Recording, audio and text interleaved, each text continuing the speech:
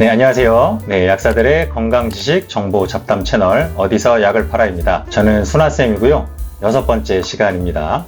시청해주시는 많은 분들이 도와주시고 또 키워주시고 관심 가져주시면 열심히 공부하고 준비해서 좋은 컨텐츠를 전달하도록 노력하겠습니다. 네, 그럼 오늘 오신 손님부터 소개하겠습니다. 네, 안녕하세요. 안녕하세요. 네. 인천에서 온 6번째 손님입니다. 네, 안녕하세요. 인천에서 온 7번째 손님입니다. 네, 반갑습니다. 여기 끝에 계신 분은 어디서 많이 뵌 분 같은데 어디서 봤었죠? 사실 저는 이 방송 1회 이제 피부 고민으로 방문했었는데 방송을 보고 옆에 친구도 같이 나가달라고 징징거려가지고 네. 데리고 나왔습니다. 네, 그때가 그 쓰고 남은 인공 눈물. 아, 네, 맞습니다. 그쵸. 그 이제 피부에다가. 히알루론산. 네, 자, 정확하게 지금 기억하고 계시네요.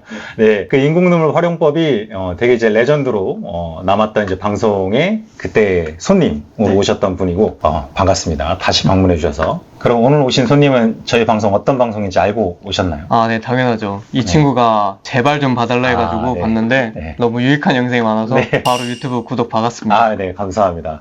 두 분 잠깐 이렇게 앉아 있는 모습만 봐도 진짜 찐친 바이브가 나오는데요. 그럼 오늘 오신 손님은 어떤 궁금한 점이 있으셔서 여기에 오셨나요? 네, 제가 환경미화원으로 일을 하고 있는데요. 밤낮이 바뀌다 보니까 이제 야간에 쉽게 예민해지거나 갑자기 급 피곤해지는 경우가 좀 많더라고요. 이럴 때 해결할 수 있는 그런 방법이 있는지 제가 여쭙고 싶어서 나왔습니다. 네, 환경미화원이셨군요. 네, 사실은 저희 친형이 환경미화원 일을 했었거든요. 예, 제가 이 부분에 대해서는 조금 더 자세히 말씀을 드릴 수 있을 것 같은데 언제 출근해서 언제 퇴근하시는 거예요? 저희는 거의 저녁 6시나 7시 그쯤에 출근해서 네. 거의 한 새벽 5, 6시쯤 그때 그래요? 끝나고 있습니다. 그러면 이제 오늘도 출근을 하고 지금 여기 오시는 거죠? 아, 네, 맞습니다. 오늘도 한 새벽 4시까지 일하고 네. 네, 그러면 퇴근하고. 잠은 좀 주무시고 오시는 거예요? 아쉽게도 네. 오늘은 좀 잠을 별로 못 자가지고 그래요? 네. 얼굴에 약간 피곤함이 좀 묻어있는 것 같아서 제가 여쭤봤는데 괜히 미안해. 예. 평소에도 잠을 잘 못 주무시는 거죠? 그쵸. 네. 제가 자려고 하면은 이제 햇빛이랑 그렇죠. 그 외부 소음 때문에 맞아요. 제가 쉽게 깨게 됩니다. 맞습니다. 이게 이제 사실 우리 몸 입장에서 말씀을 드리면 우리 몸이 낮과 밤에 따라서 호르몬도 그렇고 체온도 그렇고 여러 가지 이제 그 수면이나 각성과 관련된 그런 분비가 그 하루 시간에 따라 다르게 나오거든요. 네. 예, 그래서 보통 이제 아침 일찍부터 해서 한 오후쯤에 우리 몸이 이제 활동할 수 있게 해주는 코티솔이라는 게 이제 분비가 되고, 오후나 이제 저녁 늦은 시간 되면 코티솔은 떨어지고, 대신에 이제 조금 수면에 도움이 되는 멜라토닌이라는 호르몬이 이렇게 분비가 되거든요. 근데 이게 이 주기가 이제 있는 거죠. 마치 우리 몸에 이제 시계가 있는 것처럼 그 시간대에 맞춰서 두 가지 호르몬이 분비가 되는데, 낮 시간 동안에 이제 활동할 수 있는 그런 호르몬이 나오고, 저녁 시간대는 잠에 잘 잘 수 있게 도와주는 호르몬이 나오는데, 완전 이제 밤과 낮이 바뀌어서 밤 시간에 오히려 활동을 해야 되니까 그 호르몬의 영향을 이제 받을 수밖에 없죠. 이 낮 시간에 나오는 코티솔이 사실 스트레스 호르몬이거든요. 스트레스라는 게 우리가 이제 너무 스트레스 받는다 이럴 때 말하는 것도 있지만, 어떤 외부 환경에 대응해서 이것들을 우리가 잘 대처할 수 있게 해주는 물질이 이제 코티솔, 스트레스 호르몬이라고 하는데, 이게 이제 밤 시간 동안에는 분비가 적으니까 아무래도 이제 그 시간대에 몸을 움직이려고 하면 기운도 없고 쉽게 이제 예민해지고 또 짜증도 나고 그럴 수밖에 없거든요. 일몰 증후군이라는 게 있는데, 주로 이제 파킨슨 환자들이 해가 질 때쯤 일몰 시간대에 더 예민해지는 경우가 있어요. 그래서 이걸 일몰 증후군이라고 하는데, 이것도 이제 그 호르몬의 주기에 따른 그 분비량 때문에 그런 거거든요. 그러면 이제 어떻게 해야 되느냐? 일을 그만두실 수는 없는 거니까. 예. 어쨌든 밤과 낮의 그런 근무 시간을 자기가 핸들링 할 수가 없으면 일이 끝나고 집에 와서 최대한 이제 잘 잘 수 있는 그 환경을 만드는 게 중요하거든요. 말씀하셨던 것처럼 그런 빛, 또 소음, 이런 것 때문에 쉽게 잠에 못 들잖아요. 네. 제가 말씀드린 그 멜라토닌이 빛에 되게 예민합니다. 그 빛을 보면 멜라토닌이 잘 안 만들어져요. 요즘은 이제 자기 전까지 핸드폰을 많이 보잖아요. 그러니까 이런 것도 불면증의 원인이 될 수 있거든요.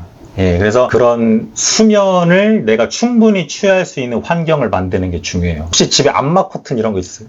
아쉽게도 아직은 없어요. 그런 환경을 만드는 거예요. 이제 암막 커튼도 달고, 이제 귀마개라든지 수면 안대라든지, 내가 최대한 외부 환경에 자극을 안 받으면서 충분한 수면을 취할 수 있는 환경을 만드는 게 정말 중요합니다. 수면이 너무 부족하면 몸에 여러 가지 안 좋은 점이 있기 때문에 그런 부분을 꼭 체크하셔서 수면을 잘 취할 수 있는 환경을 한번 만들어 보시는 게 가장 좋습니다. 네. 네.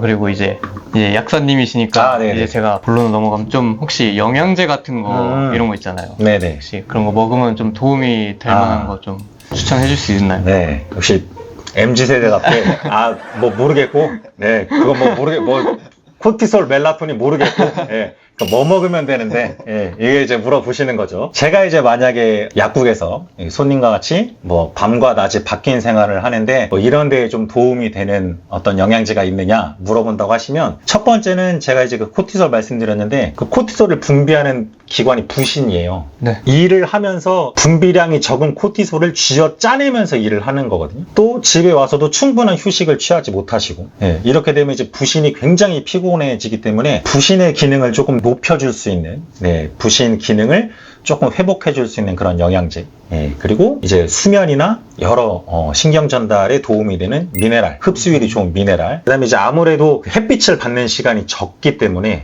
비타민 D 이렇게 세 가지를 저는 주로 이제 추천을 할 것 같아요. 근데 실제 그게 도움이 되고 네. 미네랄 이런 것도 처음 들어봐가지고. 처음 들어봤어요. 미네랄 한번 드셔보세요. 미네랄도 이렇게 액상으로 되어 있는 거 그런 것들이 되게 흡수율이 좋거든요. 네. 그래서 꼭 약국에 가셔서 그런 제품들을 구매해서 드셔보시면 도움이 되실 겁니다. 알겠습니다. 네. 그리고 이제 제가 운동을 또 고강도 운동 중에 하나인 크로스핏을 하고 있거든요. 근데 이게 일도 하고 또 퇴근 후에 이제 운동을 하다 보면은 제가 열이 너무 많이 올라가가지고 평소에도 이런 열이 많은데 운동을 하니까 더 열이 많고 이제 또 여름이잖아요. 그렇죠. 여름이면은 진짜 빠르게 지치거든요. 혹시 이게 맞는 건지 싶어가지고. 우리가 있잖아요. 이제 만약에 운동을 한다고 하면 내가 조금 이제 몸이 풀린다. 뭐 하면서 이렇게 몸이 조금 데워진다. 뭐 이제 이런 느낌이신지 아니면 하면서 이제 따라가기 버겁고 많이 이제 좀 피로감이 더 들고 지치는지. 피로감이 더 많이 드는 것 같아요. 그래요? 확실히. 이제 사실 그럴 수밖에 없죠. 왜냐하면 이제 업무 강도가 굉장히 높은 일을 하시는데 그 빡세다는 크로스핏까지 하시니까 이거는 굉장히 사실 몸에 많이 부담이 되거든요. 이 친구가 또 몸이 엄청 좋거든요. 그래요. 관리를 엄청 잘. 이제 딱 봐도 되게 다부져 보이세요. 이렇게 팔 근육도 그렇고. 한번 보여드릴게요.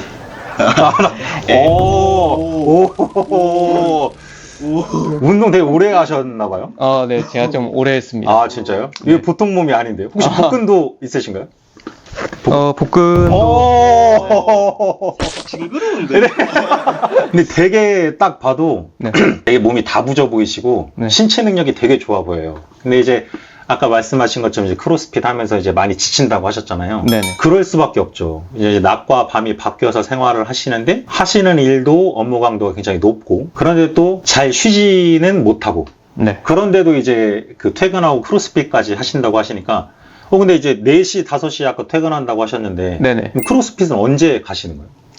이제 최근에는 7시간 수면을 최대한 맞추려고 4시, 5시에 자서 딱 12시 정도까지 자고 일어나서 억지로 운동을 가요. 그때 가서 제가 또 운동을 좀만 하는 게 아니거든요. 거기 가면 무조건 3, 4시간을 해야 돼요. 그래서 그거 하고 이제 집에 오면 거의 한 5시 정도 돼가지고 이제 잠깐 쉬고 밥 먹고 출근하는 거죠. 듣기만 해도 진짜 너무 어떻게 운동 좋아하시나요? 끝에 계신 손님은? 관심 없습니다. 관심 없으니까 먹는 게 좋아요. 그렇죠. 왜냐면 이제 하루의 어떤 패턴들이 굉장히 이제 쉴 수가 없는 그런 상황으로 이제 몰아가고 계신 건데 아마 제가 앞에 여쭤봤던 것처럼 운동을 하면서 이제 몸에 열이 오르는 게 이제 내가 좀 몸이 좀 달궈진다. 내가 좀 운동 좀 한다 이런 느낌보다는 되게 조금 아픈 것처럼 이렇게 열이 오르고 숨이 되게 가빠지고 지치는 상황이실 것 같은데 그럴 수밖에 없죠. 왜냐면 이제 억지로 쥐어 짜내서 어떤 에너지를 자꾸 소비를 하는 환경인 거고 쉬거나 어떤 채워지는 부분이 없다 보니까 운동을 하면서 지칠 수밖에 없는 거죠. 그래서 제 생각에는 나이가 조금 젊으셔서 아직은 조금 이제 버틸 수 있고 몸에 크게 무리가 없으면서도 또 뭐 잠깐 쉬면 또 금방 몸이 회복되는 느낌이 들 수도 있는데 이제 제 나이 정도만 돼도 이제 몸이 이제 한 군데씩 이제 고장나기 시작합니다. 그래서 운동 강도도 조금 낮추면서 적절한 휴식을 취하는 그런 패턴을 좀 찾아가셔야 될 것 같습니다. 오히려 몸을 더 망가뜨리고 있는 그런 경우였네요. 맞아요. 좋지 않은 습관.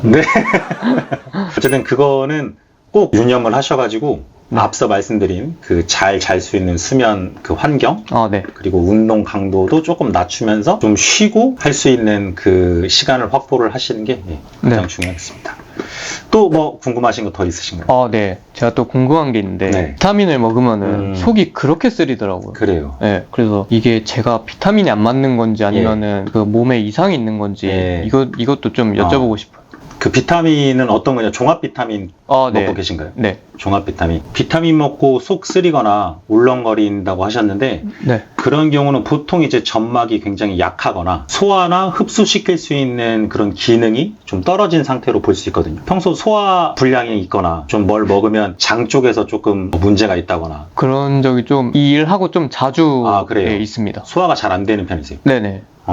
네, 아마 이 부분이 이제 아마 그 원인일 것 같은데 굉장히 이제 그 근육량이 많고 외적으로 보면 되게 탄탄해 보이는데 이제 실제로는 그 체액, 그러니까 뭐 소화액이랄지 사실 점막이 되게 촉촉하게 체액이 있어야 뭐 종합 비타민뿐만 아니라 우리가 먹는 그런 음식들도 잘 소화시키고 흡수시킬 수 있거든요. 그런 부분을 한번 체크를 해보셔야 되고 만약에 이제 그런 데에는 뭐 이자임이라든지 그게 이제 소화를 좀 도와주는 제품이기도 하고 그 앞서 말씀드린 제가 미네랄, 액상으로 된 미네랄 이런 것도 우리 몸에 체액 량을 좀 늘리면서 소화액 분비를 도와주는 역할을 하거든요. 그래서 액상으로 된 미네랄은 리퀴드 CM 꼭 기억하세요. 네.